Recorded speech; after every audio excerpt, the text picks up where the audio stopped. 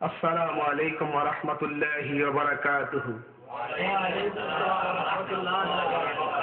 نحمده ونستعينه ونستغفره ونعوذ بالله من شرور أنفسنا ومن سيئات أعمالنا. من يهد الله فلا مضل له ومن يضلل فلا هادي له.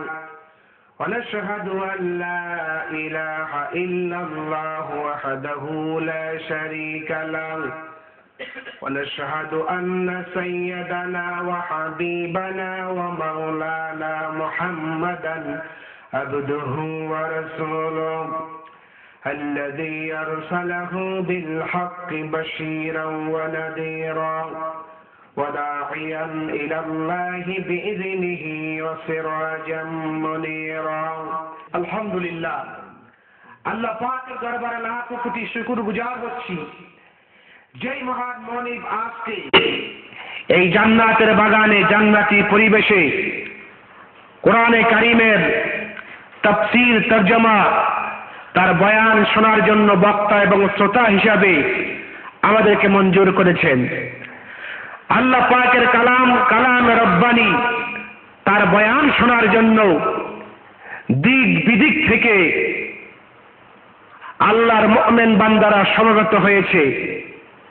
যেই মহান মনিব আজকে এই জান্নাতের বাগানে আপনাদেরকে আমাদেরকে সকলকে সমবেত হওয়ার তৌফিক দান করেছেন, মনিবের দরবারে হৃদয়ের সমস্ত আবেগটুকু ঝাড় করে আবেগ আপ্লুত কণ্ঠে বিনয়ের সঙ্গে মুখ ভরে উচ্চ কণ্ঠে সকলে পড়ে আলহামদুলিল্লাহ। কোরআনে কারীম আল্লাহর কিতাব, বলেন তো কার কিতাব? এই কোরআনের ব্যাখ্যা তাফসীর আপনারা অনেক শুনেছেন। যাদের ছাত্র হওয়ার যোগ্যতা আমার নেই এমন মুহাক্কিক মুফাসসিরিনগণ কোরআনের তাফসীর করেছেন। কেউ কি বলতে পেরেছেন যে কোরআনের তাফসীর শেষ হয়ে গেছে, নতুন করে আর তাফসীরের প্রয়োজন নাই? কি বলেন, কেউ বলতে পেরেছে? কোরআনে কারীম মহাসমুদ্রের চাইতে আরো অনেক অধিক গভীর, যার তাফসীর তরজমা কেউ করে শেষ করবে না। আল্লাহ রাব্বুল আলামিন কোরআনে কারীমের মধ্যে বলেছেন, কুল লাউ কানাল বাহরু মিদাদান লিকালিমাতি রাব্বি লানাফিদাল বাহরু ক্বাবলা আন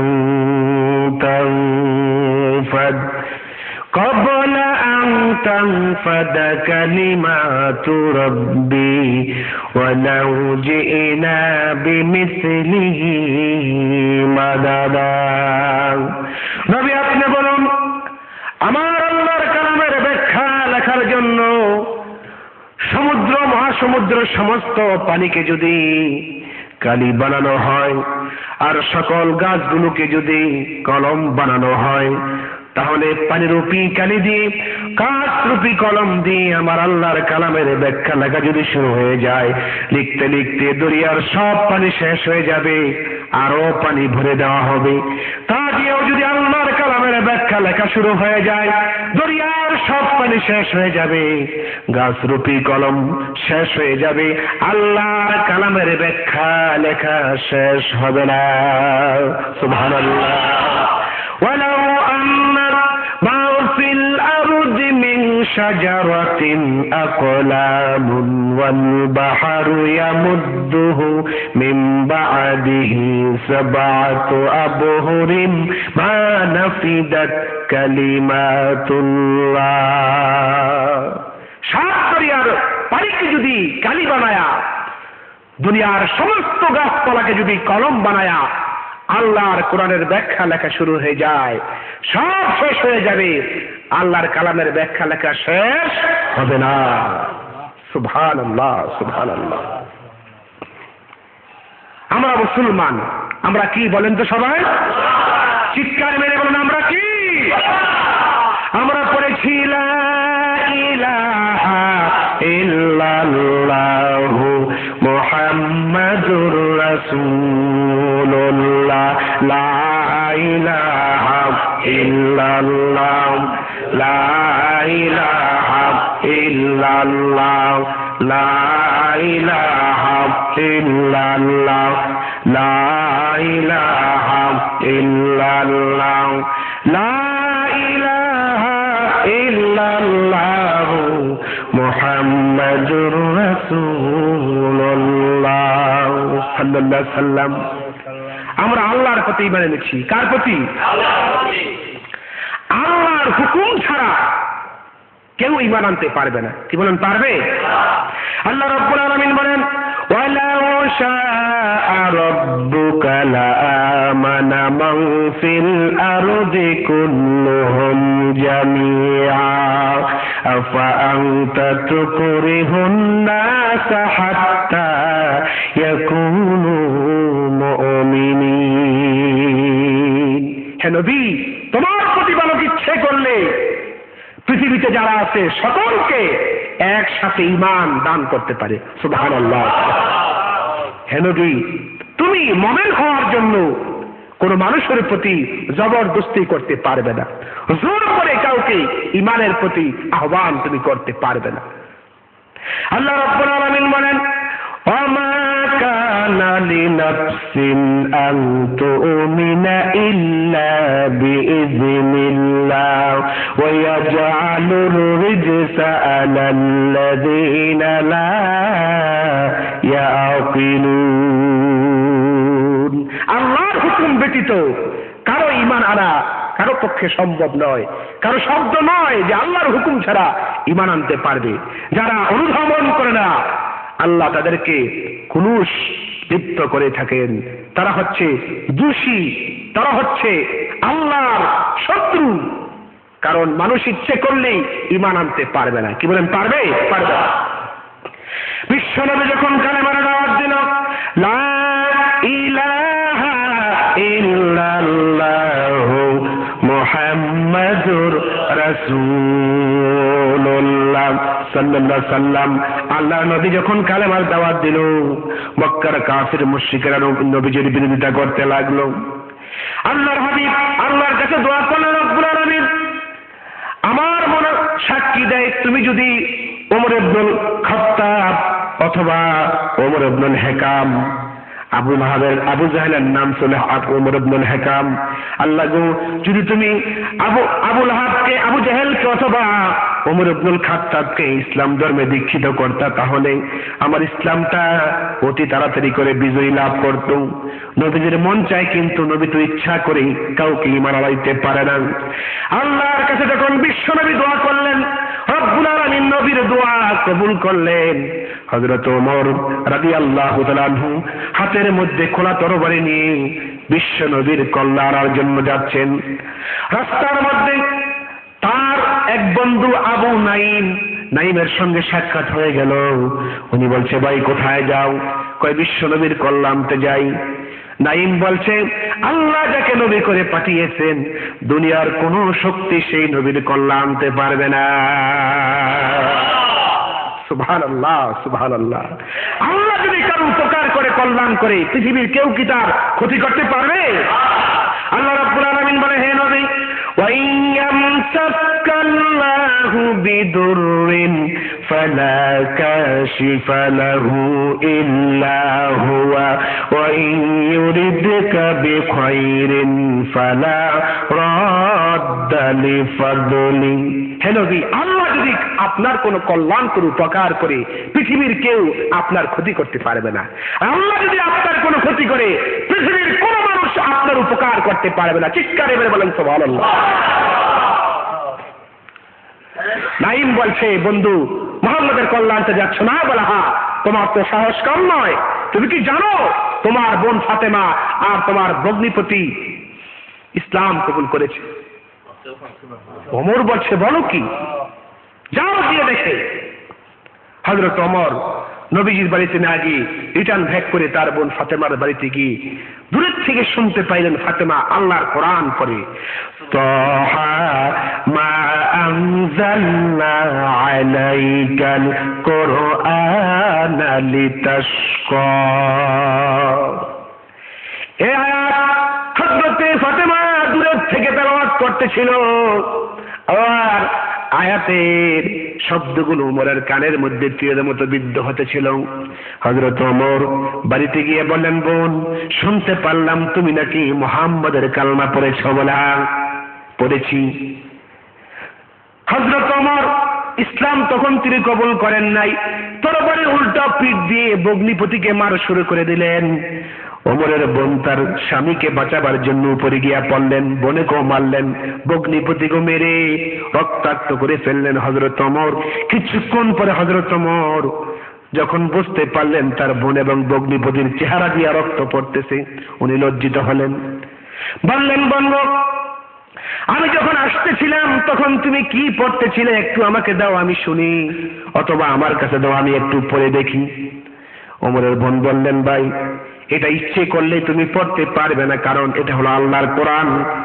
লা ইয়ামাসসুহু ইল্লাল মুতাহহারুন, বিনা ওযুতে এই কোরআন স্পর্শ করতে পারবে না। চিৎকার মেরে বলেন মারহাবা।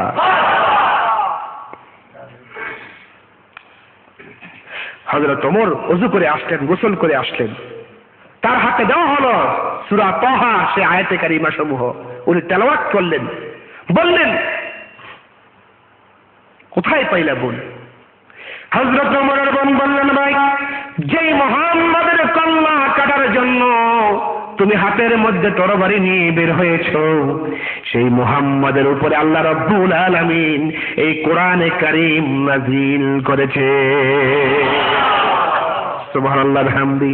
আবার ভাইরা, ওমর তরবারি নিয়ে যখন আবার নবীর বাইরে রওনা করলেন, বিশ্বনবী বসে বসে তেলাওয়াত করতেছে, আর সাহাবায়ে কেরাম হুজুরের চতুর্পার্শ্বে বসে আছি। খবর পাইল ওমর আসতেছে তরবারি নিয়ে। আমির হামজা বলল, ও আমার ভাতিজা মুহাম্মদ, তুমি একটু পেছনে দাঁড়াও, আমি ওমরের সামনে যাব। যদি তার মনের ব্যবহারটা, যদি ব্যবহার ভালো হয়, আর যদি তার যদি নিয়ত ভালো হয় তাহলে তো ভালো, আর না হয় আমি তার সঙ্গে যুদ্ধ করব। রাসূল বলে, চাচা, যুদ্ধ করার প্রয়োজন নাই, আল্লাহ রব্বুল আলামিন আমার দোয়া কবুল করে ওমরকে রব্বুল আলামিন ইসলামের ধর্মে দীক্ষিত করে দিয়েছে।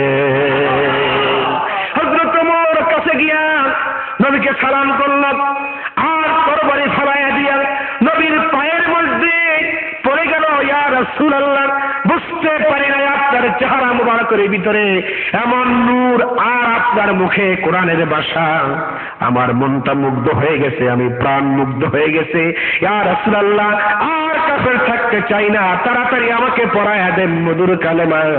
বিশ্বনবী বলে, তাহলে পড়ে নাও, লা ইলাহা ইল্লাল্লাহু মুহাম্মাদুর রাসূলুল্লাহ সাল্লাল্লাহু আলাইহি ওয়াসাল্লাম। আমার ভাইরা, ইচ্ছে করলেই আপনি ঈমান আনতে পারবেন না। অনেকে আছে, আমি ইমানদার মুসলমান, কোন আমল টামল নাই। কি বলে মুসলমান আছে? নেই। বহু মুসলমান আছে, হুজুর নামাজ পড়ি না, কিন্তু ইমানটা ঠিক আছে। চিন্তা করছেন, একবার নামাজ পড়ে ঈমান করে ঠিক আছে। রাসূল বলে, যে ব্যক্তি নামাজ পড়লো না আর ঈমান নাই, লা সালাতা লিমান লা দীন লাহু, লিমান লা সালাতা লিমান লাম দীন লাহু, যার নামাজ নাই, তার দ্বীন নাই, তার ঈমান নাই। ঈমান আনার পরে আমল করতে হবে। বলেন, কি করতে হবে? আল্লাহ রাব্বুল আলামিন বলেন, আহাসিবান নাসু আন ইউতরাকু আন ইয়াকুলু আমান্না ওয়া হুম লা ইফতানুন। মানুষ যারা, তারা বুঝে মনে করে যে আমি ঈমান এনেছি, এই কথা বললেই আল্লাহ তোমাকে ছেড়ে দিবে। না, অবশ্যই আল্লাহ রাব্বুল আলামিন তোমাকে পরীক্ষা করবে। সুবহানাল্লাহ, সুবহানাল্লাহ।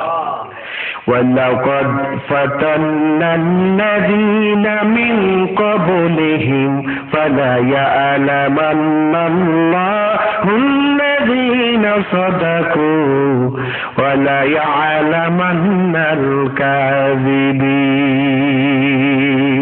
নবী হে, মানুষকে বলে দাও, আমি তো এদের পূর্ববর্তীদেরকেও পরীক্ষা করেছি, তোমাদের পূর্বে যারা পৃথিবীতে এসেছিল আমি তাদেরকেও পরীক্ষা করেছি।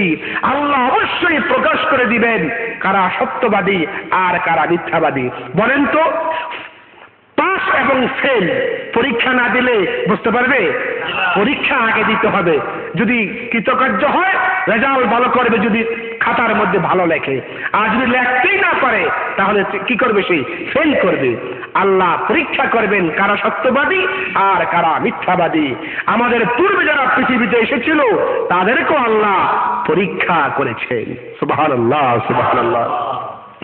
যারা ঈমান আনবে, ঈমানদারদের কি উপকার আছে সেই সম্পর্কে রব্বুল আলামিন বলেন, ইন্নাল্লাহা ইউদখিলুল্লাযীনা আমানু ওয়া আমিলুস সালিহাতি জান্নাতিন তাজরি মিন তাহতিহাল আনহার ইউহাল্লাউনা ফীহা মিন আসাইরা মিন যাহাবিন ওয়া লু'লুআন ওয়া লিবাসুহুম ফীহা হারির। আল্লাহ রাব্বুল আলামিন বলেন, যারা ঈমান আনবে আমার প্রতি আর আমলে সালেহ যারা করবে, আমি তাদের জন্য নিয়ামতে পরিপূর্ণ এমন জান্নাত রেখে দিয়েছি। ওই জান্নাতের পাদদেশ দিয়ে নদী প্রবাহিত করেছি। আর আমি তাদেরকে অলঙ্কৃত করব স্বর্ণ, কঙ্কর এবং মুক্তা দ্বারা। সেটাই তাদের জন্য রেশমের পোশাক আমি রব্বুল আলামিন রেখে দিয়েছি। সুবহানাল্লাহ, সুবহানাল্লাহ। কেউ যদি বলে আমি জান্নাতে যাব, সম্ভব না যতক্ষণ না পর্যন্ত পড়বে লা ইলাহা ইল্লাল্লাহ মুহাম্মাদুর রাসূলুল্লাহ সাল্লাল্লাহু আলাইহি ওয়াসাল্লাম। জান্নাতে যাওয়ার জন্য পূর্ব শর্ত কি? ঈমান আনতে হবে, তারপরে আমলে সালেহ করতে হবে, নেক কাজ করতে হবে। আমার ভাইরা, আল্লাহ রাব্বুল আলামিন ঈমানদারদেরকে সব সময় পরীক্ষায় ফেলিয়ে দেয়। وَلَنَبْلُوَنَّكُمْ بِشَيْءٍ مِّنَ الْخَوْفِ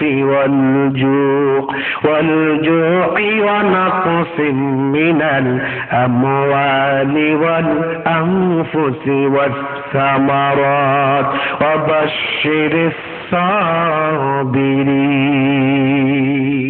আল্লাহ বলছে আমি অবশ্যই ঈমানদারদেরকে পরীক্ষা করব, তার শস্যের ক্ষতি দিয়ে, তাকে অভাব দিয়ে, অনটন দিয়ে, ফল ফলাদি, পশু পক্ষী এই সমস্ত ক্ষতি দিয়ে, এই ক্ষতি করে আমি আল্লাহ তাকে পরীক্ষা করব। ওয়াবাশশিরিস সাবিরিন, যারা ধৈর্যশীল তাদের জন্য সুসংবাদ রয়েছে। সেই সুসংবাদ হলো জান্নাত। তাহলে সেটা কি? জান্নাত।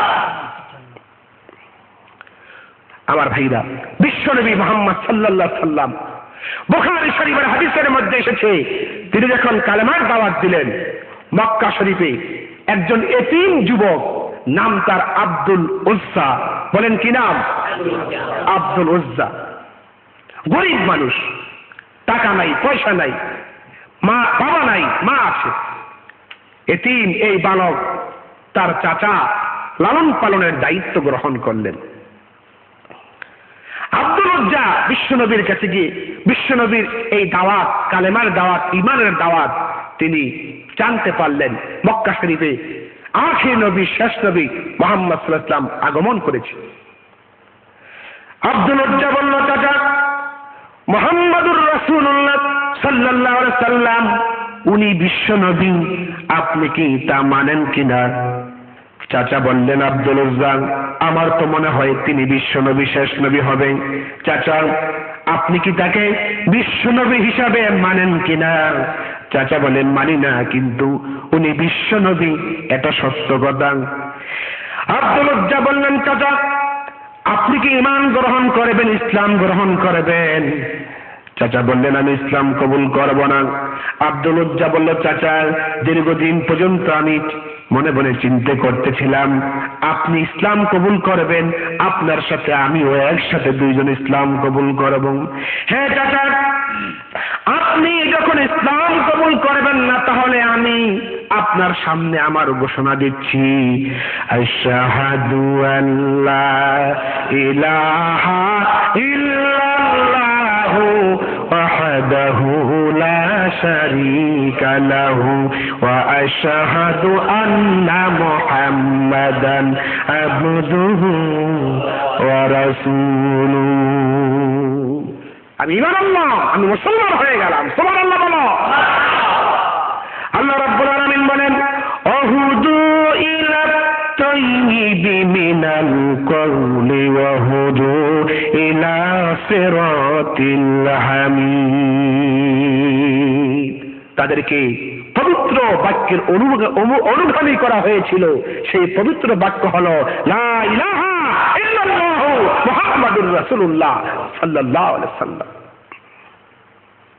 যারা এই কালমা পড়বে আল্লাহর কাছে তারা প্রশংসনীয় হবে। সুবহানাল্লাহ। চাচা বলছে আব্দুল উজ্জা, তুমি কি জানো এই যে কালমাটা পড়লে এর মানে কি, অর্থ কি তুমি জানো? উনি বলছে না, আমি জানি না।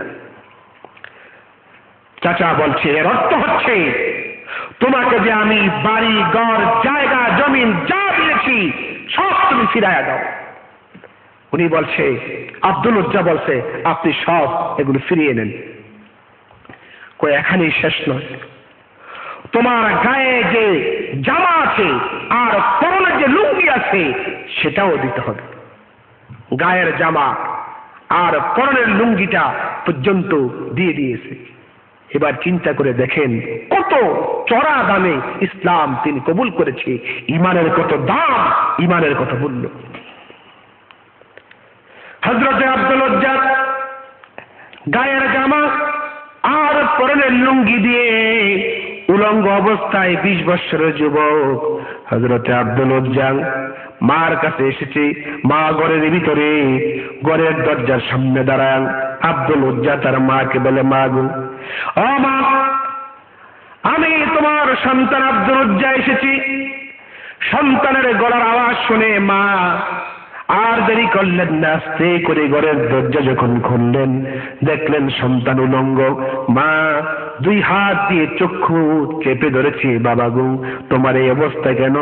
আব্দুল উজ্জা কান্না জড়িত কণ্ঠে মাকে বলেন, মা ইসলাম কবুল করার কারণে আমার চাচা আমার পরনের লুঙ্গি আর গায়ের জামাটা পর্যন্ত রেখে দিয়েছে।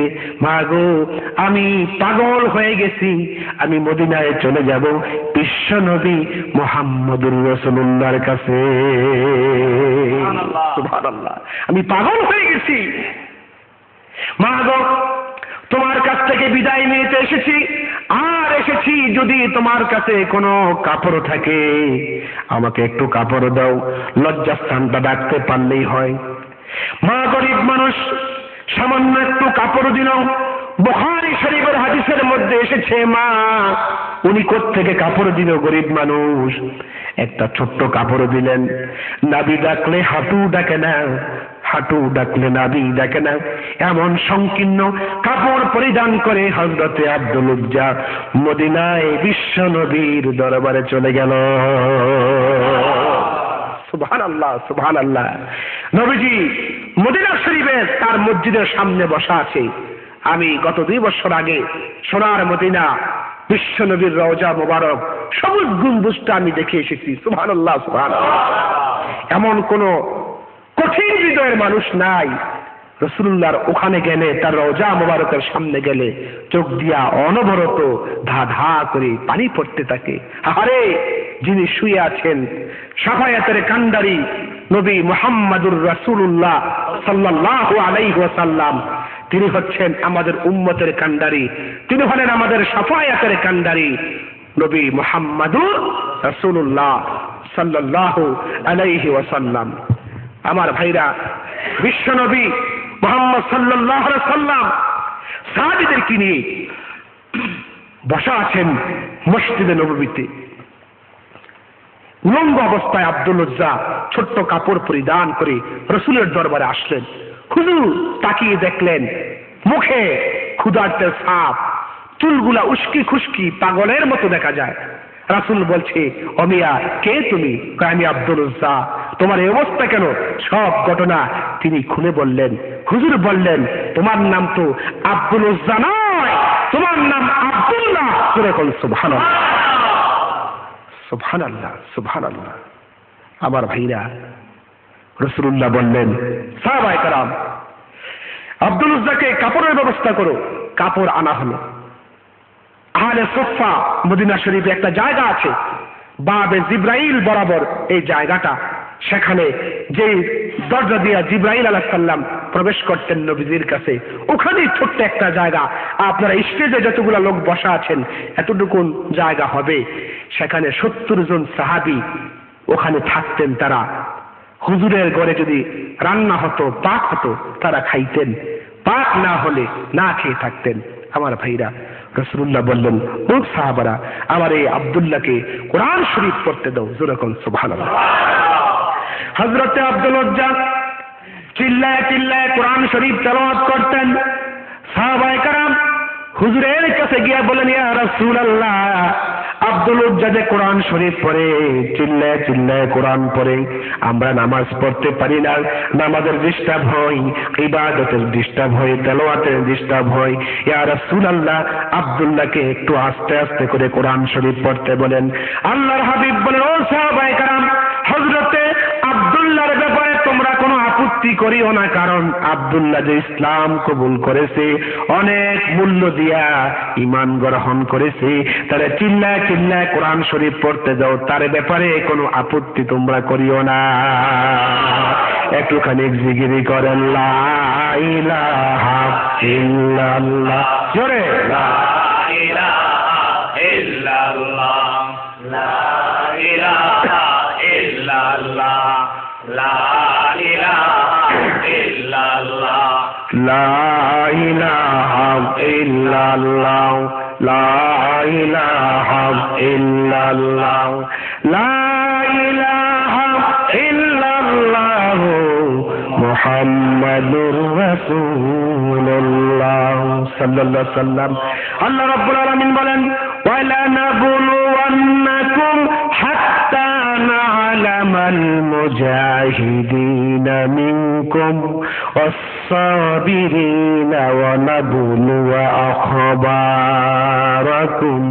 আল্লাহ পাক বলে, আমি অবশ্যই তোমাদেরকে পরীক্ষা করব, যতক্ষণ না আমি জানবো তোমাদের মধ্যে কারা ধৈর্যশীল আর কারা জিহাদকারী। আমি অবশ্যই তোমাদেরকে পরীক্ষা করে তারপরে আমি তোমাদেরকে পুরস্কৃত করব। সুবহানাল্লাহ। আল্লাহ রাব্বুল আলামিন বলেন, কাইফা ইয়াহদিল্লাহু কওমান কাফারু বাদা ঈমানিহিম ওয়া শাহিদু আন্নার রাসূলা হাক্কুন ওয়া জাআহুমুল বায়িনাতু আল্লাহু লা ইয়াহদিল কওমাজ যালিমিন। আল্লাহ পাক বলছে, ঈমান আনার পরে রাসূলকে সত্য বলে যারা সাক্ষ্য দান করবে, এই সাক্ষ্য দান করার পর তাদের নিকট স্পষ্ট নিদর্শন আসার পরে যে সম্প্রদায় সত্যকে প্রত্যাখ্যান করে, তাদেরকে আল্লাহ কিরূপে সৎ পথে পরিচালিত করবেন। জালিম সম্প্রদায়কে আল্লাহ কখনো হিদায়াত দান করেন না। হেদায়াত দেওয়ার মালিক কে? আরো যারা বলতে হবে, হেদায়াত দেওয়ার মালিক কে? আল্লাহ রাব্বুল আলামিন বলেন, ইন্নাল্লাযীনা কাফারু সুম্মা ইন্নাল্লাযীনা আমানু সুম্মা কাফারু সুম্মা আমানু সুম্মা কাফারু সুম্মা ইযদাদু কুফরান লাম ইয়াকুনিল্লাহু লিয়াগফিরা লাহুম ওয়া লা লিয়াহদিহিম সাবিলা। আল্লাহ রাব্বুল আলামিন বলে, যারা ঈমান আনে, ঈমান আনার পরে আবার যারা কুফরি করে, আবার কিছুক্ষণ পরে ঈমান আনলে আবার তারা কুফরি করে, এইভাবে করে তাদের কুফরি প্রবৃত্তি বৃদ্ধি পায়, আল্লাহ তাদেরকে কিছুতেই ক্ষমা করবে না। ঈমান আনার পরে যারা আবার কুফরি করে মুরতাদ হয়ে যায়, রব্বুল আলামিন তাদেরকে কখনো হেদায়েতের পথে পরিচালিত করবে না। সুবহানাল্লাহ। আল্লাহ রাব্বুল আলামিন বলেন, ওয়ালা নাবলুওয়ান্নাকুম বিশাইইন মিনাল খাউফি ওয়াল জুই ওয়া নাকসিন মিনাল আমওয়ালি ওয়াল আনফুসি ওয়াস সামারাত। অবশ্যই আমি তোমাদেরকে পরীক্ষা করব, তোমাদের শস্যের ক্ষতি, তোমাদের সম্পদের ক্ষতি, শারীরিক অসুস্থতা, এই সমস্ত আমি রোগ ব্যাধি দিয়ে আমি তোমাদেরকে পরীক্ষা করব। সুবহানাল্লাহ। আমার ভাইরা, হযরত ইউনূস আলাইহিস সালাতু ওয়াস সালাম তার ইতিহাস কোরআনে কারীমের ভিতরে আল্লাহ উল্লেখ করেছেন। ঈমান কত মজবুত ছিল, তিনি ঈমানের পরীক্ষার সম্মুখীন হয়ে গেলেন। কওমের লোকদেরকে কালেমার দাওয়াত দিলেন, লোকেরা তাকে পাগল বলল, তাকে পাথর মারতে লাগলো, তাকে জীবন শেষ করে দেওয়ার জন্য ষড়যন্ত্র করতে লাগলেন। ইউনূস আলাইহিস সালাম আল্লাহর পয়গম্বর, আল্লাহর কাছে দোয়া করলেন, রব্বুল আলামিন আর দাওয়াত দিচ্ছি, তোমার জাতি তো, তোমার বান্দা বান্দি তো, আমার এই জাতিরা কথা মানতে চায় না, আল্লাহ তুমি গজব দিয়ে আযাব দিয়ে এই জাতিকে শেষ করে দাও। আল্লাহ বললেন, অমুক দিন অমুক তারিখে আমি গজব দিই। হযরত ইউনূস আলাইহিস সালাম বললেন যে তোমাদের সামনে গজব আসতেছে। কওমের লোকেরা চিন্তা করলো, পয়গম্বরের দোয়া কখনো বৃথা যায় না, অবশ্যই গজব আসবে। তখন তারা রাতের বেলা গোপনে গোপনে কালমা পড়ে তারা ঈমান আনলেন এবং কাঁদলেন আল্লাহর কাছে। আল্লাহ গজব বন্ধ করে দিলেন। কিন্তু ইউনূস নবীর জানা ছিল না, গজব যখন বন্ধ হয়ে গেল, হযরত ইউনূস আলাইহিস সালাম উনি রাতের অন্ধকারে এলাকা ছেড়ে অন্যত্র চলে গেলেন। সকাল হয়ে গেল, দরিয়ার পারে একটি জাহাজ দিল, ওই জাহাজের মধ্যে ইউনূস নবী আরোহণ করলেন। জাহাজ ছেড়ে দিল, দরিয়ার মাঝখানে আসার পরে জাহাজ স্টপ হয়ে গেল।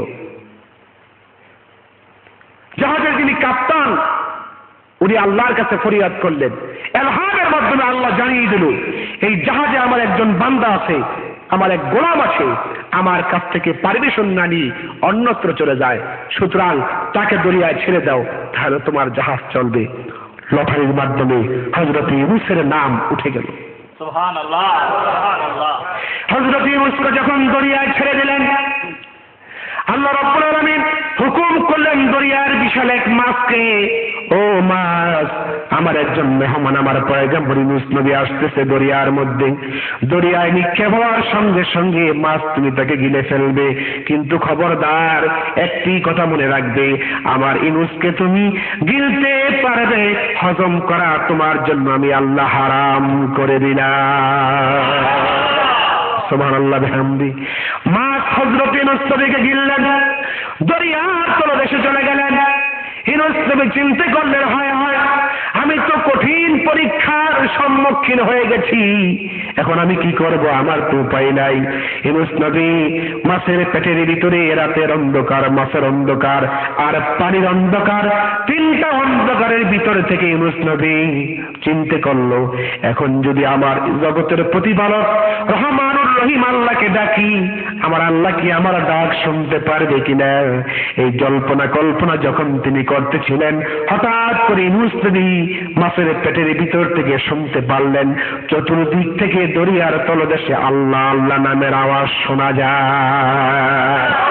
লা ইলাহা ইল্লাল্লাহ, জোরে লা ইলাহা ইল্লাল্লাহ, নাই কোনো মাবুদ আল্লাহ ছাড়া, নাই কোনো মাবুদ আল্লাহ ছাড়া, লা ইলাহা ইল্লাল্লাহ, লা ইলাহা ইল্লাল্লাহ।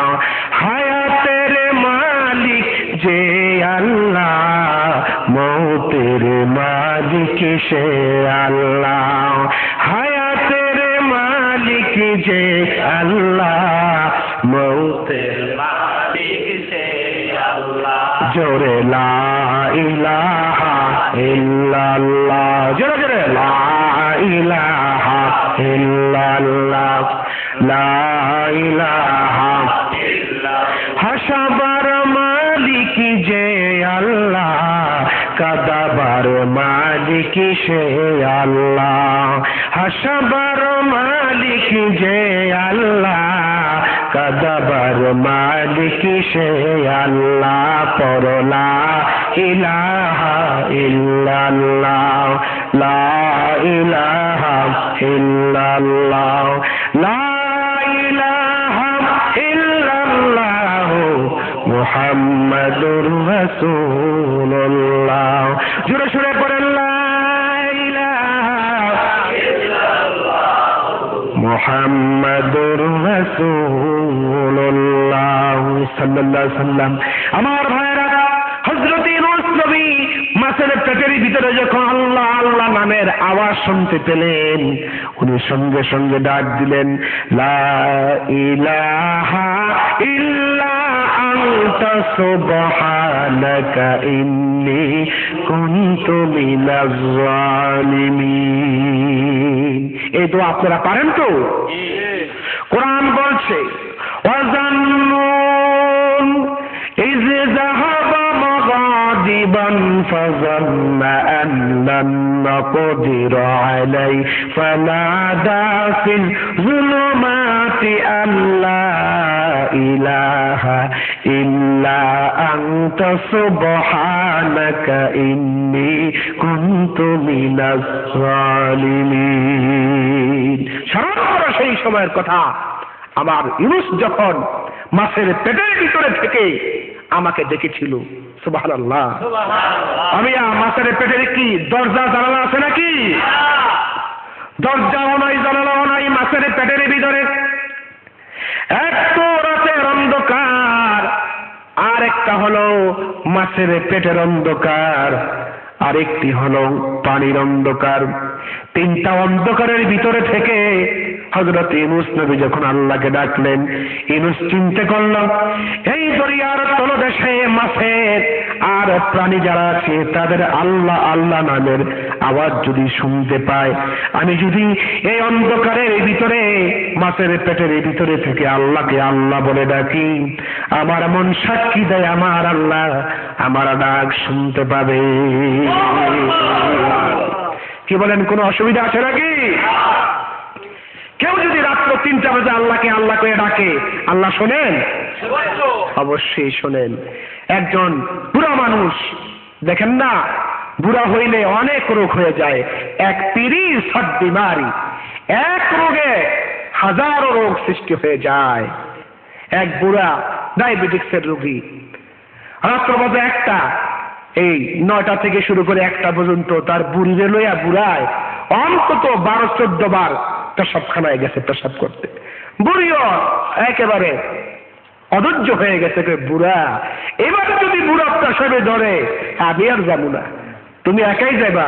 বুড়া একা, যা যা, তোর যাওয়ার লাগবো না, এবার পেশাবে ধরলে লোটা লইয়া আমি একাই যাবো, বদনি লইয়া আমি একাই যাবো, তোর আর যাওয়া লাগবো না। আবার কিছুক্ষণ পরে শুইছে, চোখ লাগে আছে, আবার তো পেশাবে ধরছে। কি কোন পেশাবে ধরলে কেমন লাগে বলেন তো? এক বাচ্চা তার মারে কয়, মা আমার পেশাবে ধরলে আমার একটু জাগায় দিস। মা কয়, বাবা আমার জাগার লাগবো না, তোর যখন পেশাবে ধরবে চিৎকারে 10 গ্রামের মানুষ এসে হাজির হবে। কথা ঠিক কিনা বলে? পেশাব পায়খানা এটা জৈবিক চাহিদা। যখন পেশাবের বেগ হয় তখন প্রস্রাব করতে হবে। বুড়ায় কয়, বুড়ি তোর আর যাওয়া লাগবো না, আমি যাব। কিছুক্ষণ পরে বুড়ি শুইছে, বুড়ায় শুইছে, মাত্র চক্ষুটা লেগে আসছে, আবার পেশাবের বেগ হয়ে গেছে। বুড়ায় খালি লোটা খোঁজে, লোটা খোঁজে। বাস জারের নিচে বৈশা পেশাব করতে বসছে একা একা। বুড়ি তো ঘুমাইতে আছে, বুড়ি তো আগেই বলছে আমি আর যাবো না, বুড়া তুমি যাইবা। ভাইরা আমার, প্রস্রাব করে পানি খরচ করে উঠছে, একেবারে অন্ধকার অমাবস্যার রাত্র। বাস জারের নিচে বসে যখন প্রসাব সেরেছে, হঠাৎ করে মরা বাঁশের কয়েকটা পাতা একসাথে মিলে আস্তে করে মাটিতে পড়ছে। কি বলেন, একটু আওয়াজ হয়েছে না? কথা কন না কেন? আওয়াজ হচ্ছে কিনা? এখন বুড়াই তো ভয় পেয়ে গেছে, সর্বনাশ, আয় আল্লাহ, কোন জিন না ভূত না শয়তান, ভয়ের চোটে জবান দিয়া বের করে ফেলেছে আল্লাহ। আমরা কি বলি? আল্লাহ। আল্লাহ নয়, আল্লাহ। মুখটা গোল করে আল্লাহর বরত্ব ঘোষণা করতে হবে। বলেন তো আল্লাহ সবচেয়ে বড় কে? আল্লাহু আকবার কাবীরা। আল্লাহই সবচাইতে বড়। আল্লাহ কয়, ফেরেশতারা তোরা তো মানুষ বানাইতে নিষেধ করছিলি, দেখছস রাত্র বাজে 1টা, বাঁশ জারের নিচে আমার বান্দা বিপদে পড়ে মুসিবতে পড়ে শয়তানের ভয়েতে আল্লাহ কয়ে ডাকছে। ও আমার ফেরেশতারা, তোমরা তো মানুষ বানাইতে নিষেধ করেছিলা, গভীর রাত্রে আমার বান্দা আমাকে আল্লাহ বলে ডেকেছে। ফেরেশতারা কয় আল্লাহ তোমার এমনি আল্লাহ কইছে, ভূতের আর পেতনির ডরে ভয়ে তোমার আল্লাহ কইছে। আল্লাহ কয় ফেরেশতারা হোক না, ভয় হোক ডরে হোক, আমার বান্দা তো আল্লাহ বলেছে। সুবহানাল্লাহ। আল্লাহ রাব্বুল আলামিন বলে আমার ফেরেশতারা সাক্ষী থেকে যান, গভীর রাত্রে সব মানুষ যখন ঘুমায় আছে, আমার বান্দা যখন আমাকে একটিবার আল্লাহ বলে ডেকেছে, তারা সাক্ষী থেকে যা, আমার বান্দার জীবনের গুনাহগুলো আমি মাফ করে দিলাম। আমার ভাইরা, সেই জন্য মুসিবতে পড়ে বিপদে পড়ে কারে ডাকবেন বলেন? আরো জোরে বলেন, কারে ডাকবেন? আম্মাই ইউজিবুল মুদতাররা ইযা দাআ ওয়া ইয়াকশিফুস সুআ ওয়া ইয়াজআলুকুম খুলাফাআল আরদ। আল্লাহ রাব্বুল আলামিন বলে বান্দারে, মুসিবতে পড়ে বিপদে পড়ে গভীর রাত্রে যখন আমাকে আল্লাহ বলে ডাকবা, আমি ছাড়া তোমার ডাকের জবাব দেওয়ার মতো আর কোন প্রতিপালক আছে নাকি? কি বলেন আছে? আল্লাহ ছাড়া সব সময় একটা টাইম জবাব দেওয়ার মতো কেউ নাই। কেউ আছে? নাই। এক লোক একটা মূর্তি বানায়া, মূর্তির নাম সনাম। বলেন কি নাম? সনাম। মূর্তির সামনে মাথা নত করে ডাকতেছে সনাম সনাম সনাম। কিতাবের মধ্যে এসেছে লোকটি 80 বছর পর্যন্ত বুড়া মানুষ এই সনামের নাম স্মরণ করে। আল্লাহকে বান্দা এত সুন্দর করে তোরে বানাইলাম, সনাম সনাম কস, সমাদ বলে একবার ডাকতে পারস না? আল্লাহর একটা নাম সমাদ, একটা নাম আছে না সমাদ? আমার সাথে সবাই সুন্দর করে পড়েন, কুল হু আল্লাহু আহাদ আল্লাহুস সামাদ লাম ইয়ালিদ ওয়া লাম ইউলাদ ওয়া লাম ইয়াকুল লাহু কুফুয়ান আহাদ। আবার পড়েন, কুল হু আল্লাহু আহাদ আল্লাহুস সামাদ লাম ইয়ালিদ ওয়া লাম ইউলাদ ওয়া লাম ইয়াকুল লাহু কুফুয়ান আহাদ। আমার ভাইরা, ওই লোকটি সনাম সনাম বলে ডাকে। কে সনাম কি জবাব দিবে? কোন মাখলুক আল্লাহ ছাড়া কোন মাখলুককে ডাক দিলে সব সময় তিনি জবাব দিতে পারবে না। একমাত্র আল্লাহকে ডাকলে সঙ্গে সঙ্গে আল্লাহ জবাব দেয়। আল্লাহকে বান্দারে সনাম বলে ডাকোস, একবার সমাপ্ত বললি না। লোকটি ওই সনামকে মূর্তিকে সামনে নিয়ে যখন ডাকা শুরু করলেন, সনাম সনাম বললেন, আল্লাহ চোখের মধ্যে ঘুম দিয়ে দিলেন। ঘুম দেওয়ার পরে লোকটি মনের ইচ্ছার বাহিরে অজান্তে সনাম বাদ দিয়া সমাদ সমাদ যখন বললেন, রব্বুল আলামিন সঙ্গে সঙ্গে ডাকের জবাব দিলেন, ইয়া আব্দাল্লাহ মা শিতা, ও আমার বান্দা কি চাও আমি রব্বুল আলামিন তোমাকে দিয়ে দিব। সুবহানাল্লাহ বিহামদি। আমার ভাইরা, ইউনূস আলাইহিস সালাম মাছের পেটের ভিতরে যখন আল্লাহকে ডাকলেন, আল্লাহ বলেন আমার ইউনূস যখন আমাকে ডাকলেন, লা ইলাহা ইল্লা আনতা সুবহানাকা ইন্নী কুনতু মিনাজ জালিমিন। আয় আল্লাহ, তুমি ছাড়া কোনো ইলাহ নাই, আমি তো জালেমদের অন্তর্ভুক্ত হয়ে গেছি। সুবহানাল্লাহ সুবহানাল্লাহ। আল্লাহ ছাড়া অন্য কাউকে কি অভিভাবক হিসাবে মানা যাবে নাকি?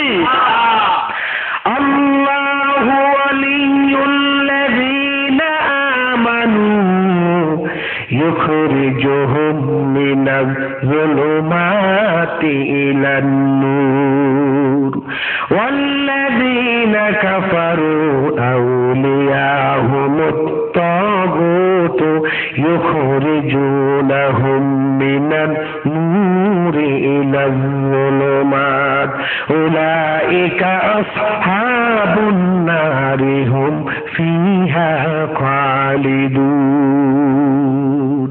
যারা বিশ্বাস করে আল্লাহ তাদের অভিভাবক, তিনি তাদেরকে অন্ধকার থেকে আলোর রাস্তা দেখিয়ে দিবেন। সুবহানাল্লাহ।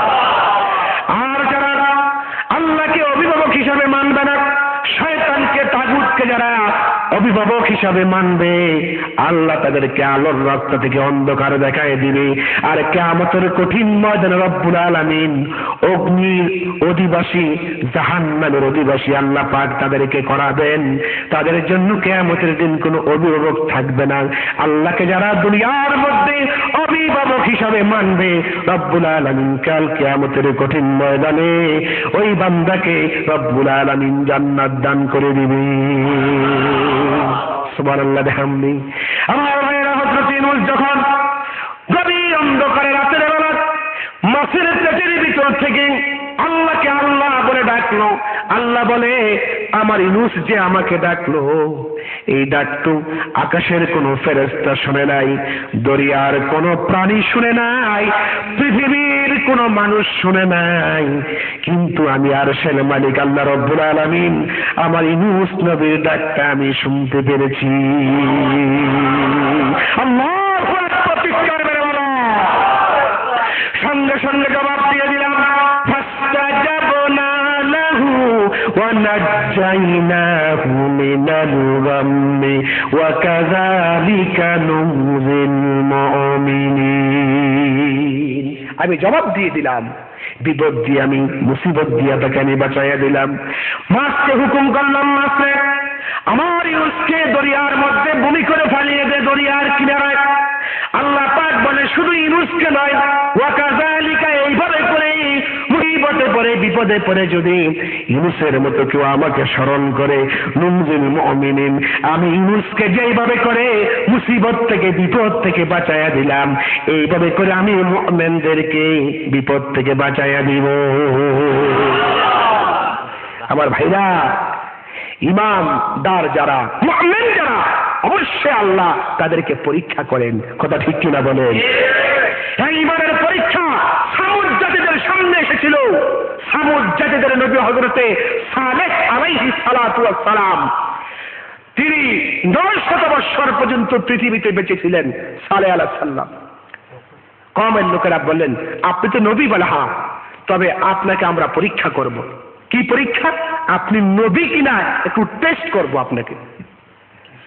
বললেন, এই পাহাড়ের যে পাথরের যে পাহাড় আছে, এই পাথরের পাহাড়ের ভিতর থেকে যদি একটি গর্ভবতী উষ্টি আপনি বাহির করতে পারেন, তাহলে আপনাকে আমরা নবী বলে মানব, নবী বলে স্বীকার করব। হযরত সালেহ আলাইহিস সালাম আল্লাহর কাছে দোয়া করলেন, রব্বুল আলামিন, আমি তো ঈমানের দাওয়াত দেই, আমি তো এখন ঈমানের পরীক্ষার সম্মুখীন হয়ে গেছি। আল্লাহ তাআলা তুমি মেহেরবানি করে দয়া করে আমাকে এই পরীক্ষায় কামিয়াবি করো। ইন্না মুরসিলুন নাফাতি ফিতনাতাল লাহুম ফারতাকিবুহুম ওয়াসতাবির। আমি তাদের পরীক্ষার জন্য পাঠিয়েছি একটি উষ্টি। আল্লাহ বলেন, অতএব তুমি তাদের আচরণের প্রতি লক্ষ্য করে এবং তুমি ধৈর্যশীল হও।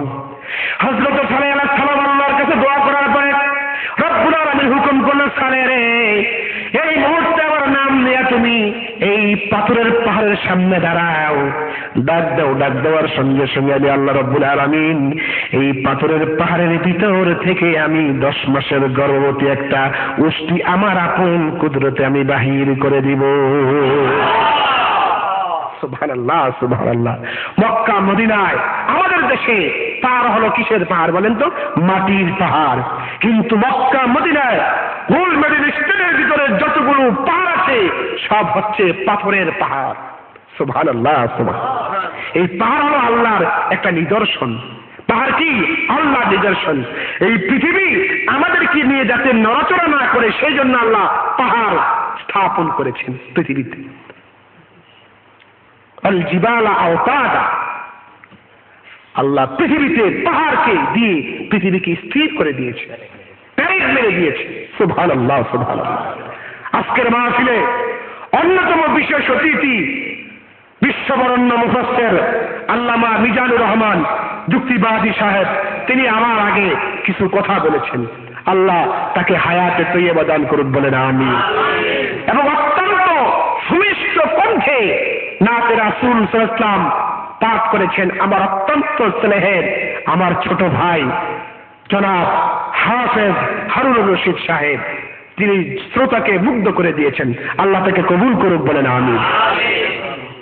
আমার ভাইরা, সালেহ আলাইহিস সালাম দোয়া করলেন, আর সঙ্গে সঙ্গে আল্লাহ রাব্বুল আলামিন এই উষ্টি বাহির করে দিলেন। সুবহানাল্লাহ, সুবহানাল্লাহ। এবং তারা বললেন উষ্টি বের হওয়ার সাথে সাথে বাচ্চা প্রসব করতে হবে। সঙ্গে সঙ্গে বাচ্চা প্রসব হয়ে গেল। সুবহানাল্লাহ, সুবহানাল্লাহ। এই ক্ষমতা কার? আরো জোরে বলতে হবে কার? কিন্তু উষ্টিটি এত বড় ছিল, ওই যখন কূপের পানি পান করত তখন আর কূপে কোনো পানি থাকতো না, নিঃশ্বাস করে ফেলত। হযরত সালেহ আলাইহিস সালামের উষ্টি সম্পর্কে আল্লাহ রাব্বুল আলামিন বলেন, হাযিহি নাকাতুল লাহা শিরবুন ওয়া লাকুম শিরবু ইয়াউমিন মা'লুম। সালেহ আলাইহিস সালাম বললেন, শোনো আমার কওমের লোকেরা, এই কূপের মধ্যে তোমরা আমার উষ্টির সঙ্গে, আল্লাহর দেওয়া উষ্টির সঙ্গে তোমরা পানি পান করিও না। তোমরা কূপের থেকে একদিন পানি পান করবে, আরেকদিন উষ্টি পানি পান করবেন। ওর যেদিন পানি খাবে সেদিন তোমরা কূপের কাছে যেও না। ওয়ালা তামাসসুহা বিসুইন ফায়াখুযাকুম আযাবান ইয়াউমান আযীম। ওয়ালা তামাসসুহা, খবরদার এটাকে স্পর্শ করিও না, তোমরা ধরিও না। বিসুইন ফায়াখুযাকুম আযাবান ইয়াউমান আযীম, যদি তোমরা উষ্টির কোনো ক্ষতি করো তাহলে আল্লাহর পক্ষ থেকে গজব তোমাদের সামনে নাযিল হবে। সুবহানাল্লাহ, সুবহানাল্লাহ। এটা ছিল সামুদ জাতির জন্য একটা পরীক্ষা। উষ্টির হায়াত কতদিন ছিল জানেন? একদিন, দুই দিন নয় মেয়া, 400 বছর পর্যন্ত এই উষ্টিটা পৃথিবীতে জীবিত ছিল। জোরে বলুন সুবহানাল্লাহ, সুবহানাল্লাহ, সুবহানাল্লাহ। 400 বছর পর্যন্ত এই উষ্টির সঙ্গে সামুদ জাতি কোনো বেয়াদবি করে নাই, অন্যায় করে নাই। একদিন হযরতে সালেহ আলাইহিস সালাম সামুদ জাতির সবগুলা লোক এক জায়গায় ডেকে বললেন, তোমাদের এই বংশ থেকে, এই সামুদ জাতি থেকে একটা লোকের জন্ম হবে। ওই লোকটার নাম হবে কেদার। বলেন কি নাম? নাম হবে তার কেদার। এই কেদার নামক লোক যার ঘরে আসবে, এর উসিলায় এই সামুদ জাতিকে রব্বুল আলামিন গজব দিয়া ধ্বংস করে ফেলবে। সুবহানাল্লাহ। আমার ভাইরা, হযরতে সালেহ আলাইহিস সালাম যখন বয়ান করতেছিল তখন সেই যুগের যত বড় বড় মাতাব্বর ছিল তারা সেখানে ছিল, এবং প্রত্যেকটা মাতাব্বরের স্ত্রীরা গর্ভবতী ছিল। তারা বাড়িতে গিয়ে বলল, ওগো বিবিরা শোনো, আল্লাহর নবী বলেছে তোমাদের গর্ভে যে সন্তান আছে, এই সন্তান যখন বড় হবে তার উসিলায় নাকি এই জাতি ধ্বংস হয়ে যাবে। একটা কাজ করো, সন্তান হলে পরে গলা টিপে হত্যা করে ফেলবো। ওই জনসভায় যতগুলো পুরুষ লোক ছিল তাদের প্রত্যেকের বেগমের গর্ভে একটি করে সন্তান ছিল। সন্তান যখন প্রসব হলো, প্রত্যেকটা ছেলে হলো, সব ছেলেগুলোকে নিজেদের বাবারা হত্যা করে ফেললো, কিন্তু কেদারের বাবা তার ছেলেকে হত্যা করলো না। এই কেদার যখন বড় হলো, হৃষ্টপুষ্ট হয়ে গেল, বীর পুরুষ হলো, তখন যারা তাদের সন্তান মেরেছিল তারা বলল, আমরা ভুল করলাম, নবীর কথা শুনে এই সন্তান যদি আমরা না বাড়তাম তাহলে কেদারের মতো হৃষ্টপুষ্ট শক্তিশালী হতো। ওই মাতবরেরা নবী সালেহ আলাইহিস সালামের প্রতি দারুণ ভাবে ব্যথিত হলো, রাগান্বিত হলো। আমার ভাইরা, একদিনের ঘটনা, এই কেদার যখন বড় হয়ে গেল, মদ্যপান করলেন। শয়তান বর করে বললেন, শোনো কেদার, এই নবীর আল্লাহর দেওয়া যে ওটটাকে তুমি হত্যা করো। আল্লাহ রাব্বুল আলামিন বলেন, وَكَانَ فِي الْمَدِينَةِ تِسْعَةُ رَهْطٍ يُفْسِدُونَ فِي الْأَرْضِ وَلَا يُصْلِحُونَ। এই শহরের ভিতরে কেদারের সঙ্গে আরো 8 জন, সর্বমোট 9 জন। বলেন কয়জন? 9 ব্যক্তি যারা শহরের মধ্যে ফাসাদ সৃষ্টি করত। ওয়ালা ইসলিহুন, কোনো ভালো কাজ তারা করত না, শুধু এই ফাসাদ সৃষ্টি করত, ঝগড়া বিবাদ এই ধরনের কাজ করত এবং মদ্যপান করত। শয়তান আসলেন, এসে তাদের মাথার উপরে ভর করলেন। শয়তান বলল, নবীর খোদা, নবীর আল্লাহ, তা আল্লাহ যে ওটটা দিয়েছে উষ্টিকে তোমরা হত্যা করো, তাহলে চিরকাল তোমরা দুনিয়ায় থাকতে পারবা। আপনারা বলেন শয়তান কি আমাদের বন্ধু নাকি শত্রু? যারা জবাব দিলেন না তাদের বুঝি বন্ধু। কি বলেন? শয়তান কি আমাদের বন্ধু না শত্রু? ওয়ালা তাত্তাবিউ খুতুওয়াতিশ শাইতান ইন্নাহু লাকুম আদুব্বুম মুবিন। আল্লাহ বলছে বান্দা তোমরা শয়তানের পদাঙ্ক অনুসরণ করিও না।